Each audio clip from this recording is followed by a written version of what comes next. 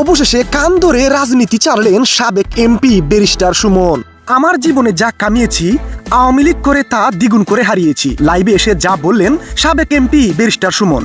আপনাদের কাছে তিনি বলেন, আমি আগের ব্যারিস্টার সুমনই ভালো ছিলাম, এখন এই নোংরা রাজনীতিতে প্রবেশ করে আমার জীবনে যত সম্মান কামিয়েছিলাম সব আওয়ামী লীগ করে তা দ্বিগুণ করে হারালাম।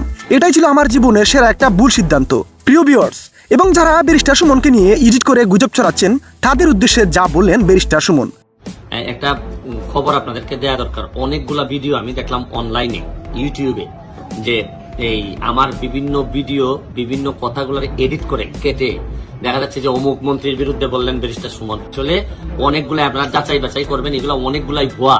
মানে আমার আগের বক্তব্য কোনো জায়গা থেকে কেটে একটুকুই জায়গা থেকে কেটে এগুলা হচ্ছে গিয়ে মানে আমার নাম বললে হয়তো অনেক জায়গায় মিডিয়াতে ভিউজ হয় বেশি, মানুষ এইগুলা এই ভিউজ বাড়ানোর জন্য এইগুলা কাটসাট করতেছে, কাটসাট করে এটা আমাকেও প্রশ্নবিদ্ধ করতেছে এবং যাদের নাম নিয়ে আসতেছে তারাও প্রশ্নবিদ্ধ হচ্ছে।